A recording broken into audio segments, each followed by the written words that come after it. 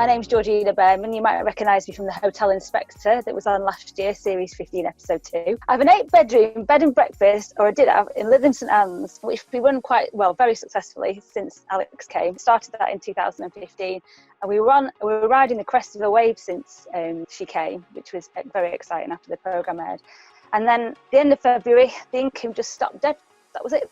So I sat there sort of looking around, wondering what I was going to do. And I think it was a collective decision between Mark, my husband, and myself that we would go into doing a takeaway.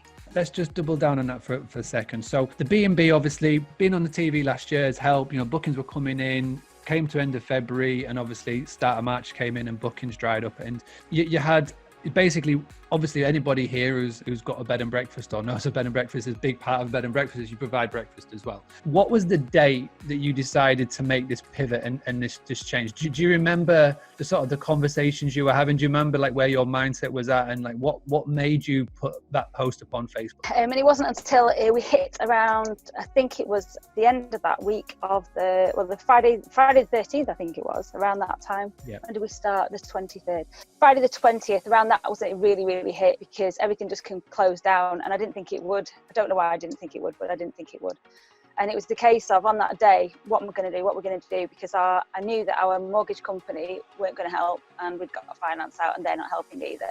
So it was a bit on panic mode, and we'd actually discussed doing a breakfast takeaway before, never really thinking about it seriously. But when I think you mentioned something and it just sort of sparked something off, and I just said to myself, right, we'll get a menu together and we'll go live with it on Monday the 23rd, and we did. So we're into our 4th week of trading now, and we have brought in, income-wise, in that 4 weeks, £1,200. It's not massive, but we're only running from 8 in the morning till 12. But this week it's pivoted again. All that you did is you took your breakfast menu and you posted it up on Facebook. And did you just ask the question? Is that what it was? Was it you just asking the question? Initially, I'd seen quite a lot of people in the community groups on Facebook looking for sources of, treats really. And also I had in the back of my mind that if these people are self-isolating, they're not going to be able to get out, maybe we can bring breakfast to them. So I think the first few days initially was just to sort of suck it and see what happens anyway. They orders started to come in, and we've done really well with them. So the way that you work in it is it's in a certain amount of radius, obviously with delivery, and you can literally place an order for anything, and the orders are coming in. And you then decided to do another pivot. So just explain to everybody what the extra pivot is. Bearing in mind, we were delivering breakfast within 3 miles of the B&B, and we charged outside of that. I saw, because I spend quite a lot of time in the Facebook groups, and I've got a few well-placed friends who are admins on some of the larger network groups in my area. So I suppose they're quite good at influencing people. So I noticed that there were a lot of people that were looking for birthday treats, and especially in the last sort of 10 days, they were looking for deliveries of food, almost like Meals on Wheels. And then somebody started mentioning afternoon tea, and I thought, well, we've done that, easy. And then this week I did an afternoon tea for a friend of mine that lives outside of my area. She posted on Facebook, and it's bloody gone viral, hasn't it? So I've been baking the last couple of days. I've got 2 tomorrow, 2 the next day. I don't even think about next week. There's about 7 on, and the markup on that is a lot better. It doesn't matter where you're tuning in from in the world. It doesn't matter what your situation is right now, whether you can or can't take bookings.